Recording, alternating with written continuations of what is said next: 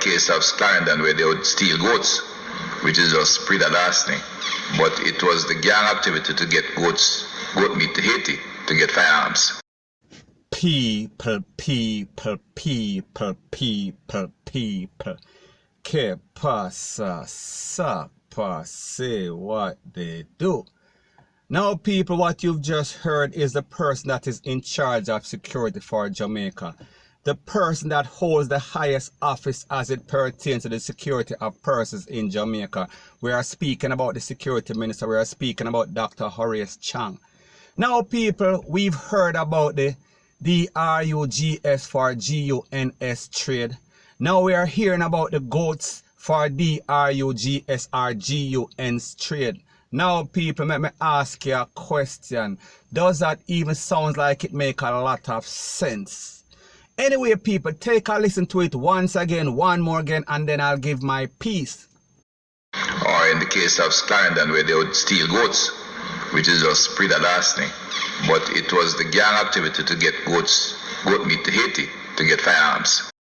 Now, people, like me say, we have to ask the question, we have to kind of be skeptical when we hear stuff like this, because it does not really sound rational. Because we can understand if the people in Jamaica may talk about the GANGSTERS in Jamaica, them carry the good stuff, may talk about the green stuff, may talk about the sticky icky. They take it to Haiti and then them trade it for some GUNS. I understand that because I see that both things have a value.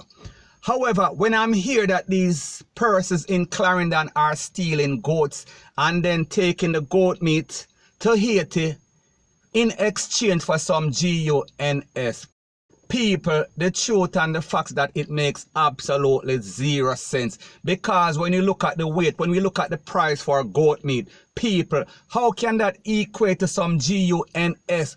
How much goat? It seems like you'd probably need a shipload of gold to get maybe about 4 or 5 GUNS based on what the security minister is saying. So again, we have to ask the question as it pertains to the person that are responsible for the safety and security of the citizens of Jamaica. So we have to scrutinize their expertise and ask, what kind of expertise do they have as it pertains to policing? How did they get that job?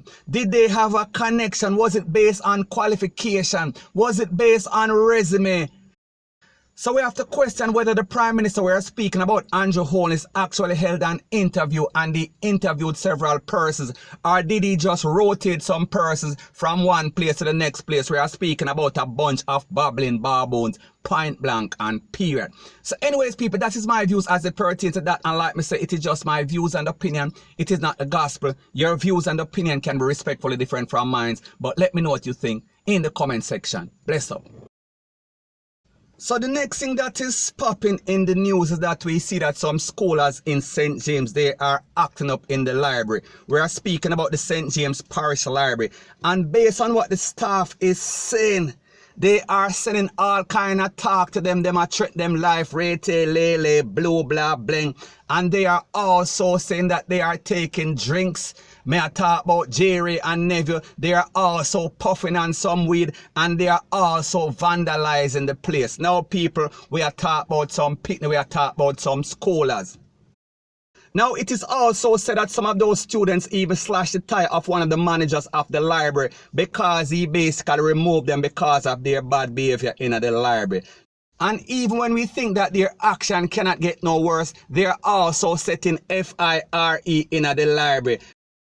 Now, people, when you think about the library, it is a place of silence. It is a place for people that want to be productive. It is a place for students and people that want to gather information to have a better future for themselves. Because people, based on them picnic action, we see that they are no less than some GUNMEN and some criminals. And people, we have to wonder, where are the parents?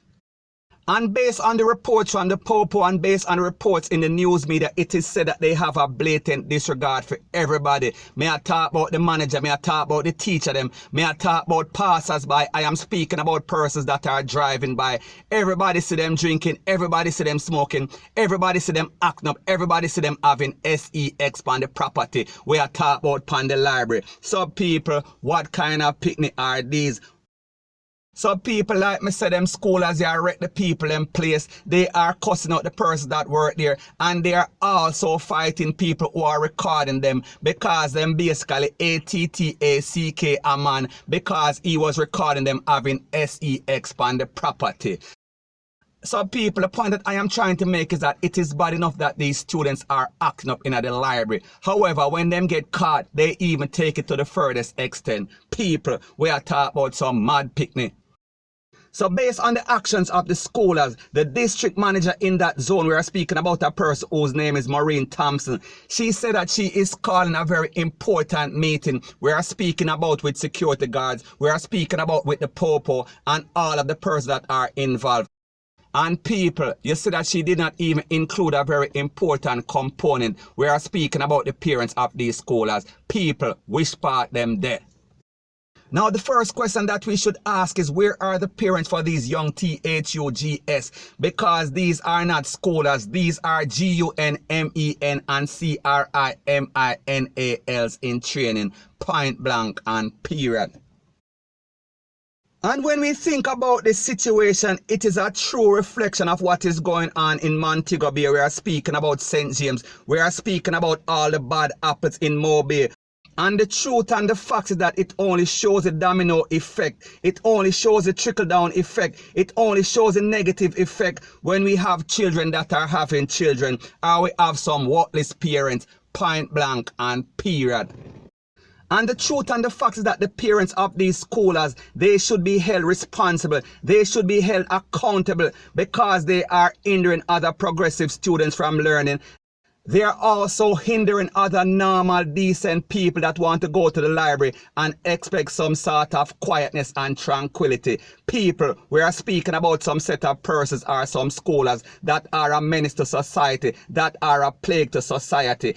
And the truth and the fact is that based on the irresponsible parents that they have and their actions, they should not even be allowed to mix and mingle with other persons' picnic, point blank and period. So anyways, people, that is my views on the whole thing as it pertains to that. And like me say, it is just my views and opinion. It is not the gospel. Your views and opinion can be respectfully different from mine. But let me know what you think in the comment section. Bless up. So the next thing that we see popping in the news is that former education minister, we are speaking about Royal Reid, and we're also speaking about Professor Fitzpinnock. We are speaking about of the CMU, the Caribbean Maritime University. They are supposed to return to the Supreme Court on February 10th, 2020, and they are trying to have their fraud charges quashed. Now, people, if we remember about a month ago, Justice Brian Sykes, he basically rejected their application to have the charges quashed about a month ago, like I said. However, they are now taking it to the Supreme Court and they are expected to be heard by a panel of judges. And they are represented by top-notch attorney. We are speaking about a person whose name is Hugh Wildman. And he is claiming that the person, we are speaking about the Financial Investigative Branch, they did not have the powers to actually charge his client. Now, people, we see that this lawyer is basically trying to beat this case on a technicality. He is not addressing the fact that these two culprits stole hundreds of millions of dollars allegedly. He is trying to say that the person that arrested him did not have the power to do so. Now, people, have to also take into consideration that this application was filed by the lawyer before the damning allegations that was made by the Accounts General the other day. Now, people may ask you this, is this person barefaced? Is this person delusional? Because we saw that their application was shut down in the court by Justice Sykes maybe about a month ago. And we saw that this damning report came out by the Accounts General. And now we see that this lawyer and these two bandits we are speaking about, Royal Reid and also Professor Fitzpinnock, they have the audacity to actually file an application in front of the Supreme Court. So people, the moral of the story is this. We see that the justice system in Jamaica is a joke. It is only for the rich, it is not for the poor. So we see that there is definitely a double standard as it pertains to criminals in high places. We are talking about uptown thief. So anyways, people, that is my views on the whole thing as it pertains to that. And like me say, it is just my views and opinion. It is not the gospel. Your views and opinion can be respectfully different from mine. But let me know what you think in the comment section. Bless up.